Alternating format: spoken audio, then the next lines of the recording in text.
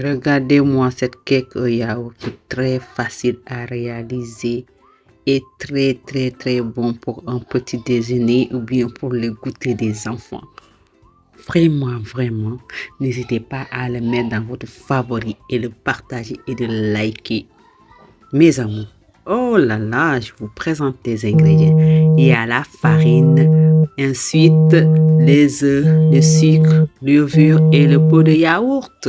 Tu prends le sucre, tu le mets, tu rajoutes le levure chimique. Ensuite, tu rajoutes les œufs, tu bâtis bien.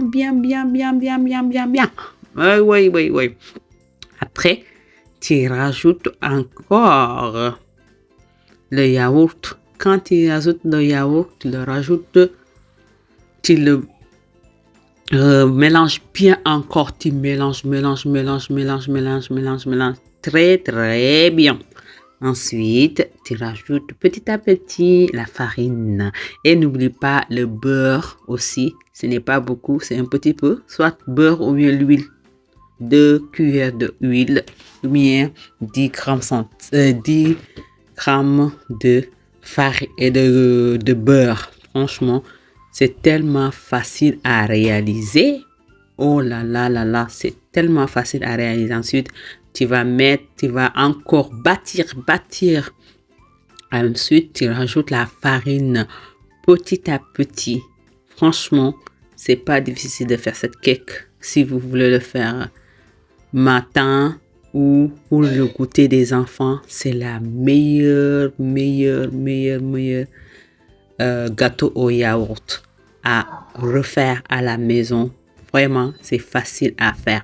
Et quand vous mettez la farine, n'hésitez pas à faire petit à petit. Vous avez vu, c'est commence à verser. Parce que dès que tu commences à fouetter bien, ça peut se verser et tout. Vraiment, n'hésitez pas à le mettre à vos favoris et partager et abonnez-vous pour me donner de la force. Et ensuite, je vais vous donner une petite astuce.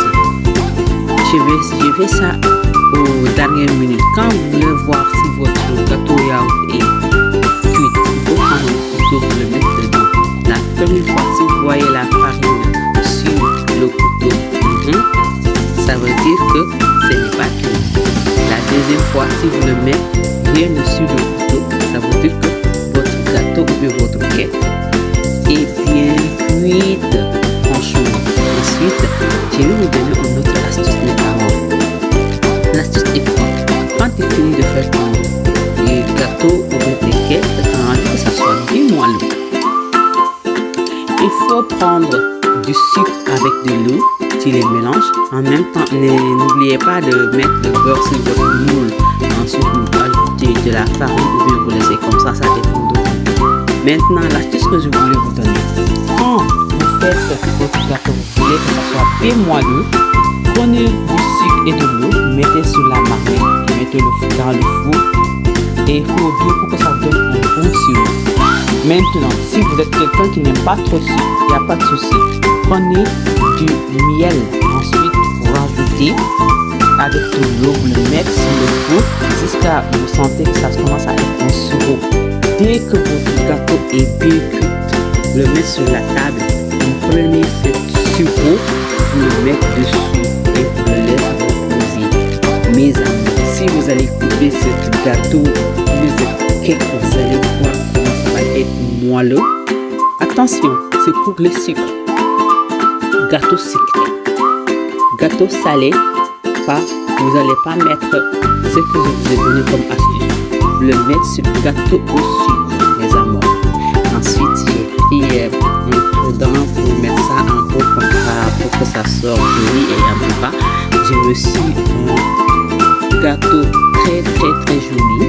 Et n'hésitez pas à le mettre dans votre favori et partager et vous abonner, mes amours. Voilà, au four. Ici, vous le mettez à 45 degrés, c'est 180 degrés. En même temps, vous préchauffez votre four avant de mettre votre gâteau. Franchement, rien à dire. N'hésitez surtout pas à le mettre dans votre favori. et de partager surtout. Je vous ai donné une bonne astuce et donner la force à la cuisine de Kumba pour que je vous accompagne avec les recettes du monde. Vraiment, regardez-moi cette belle gâteau au yaourt, tellement facile à faire mais à monter.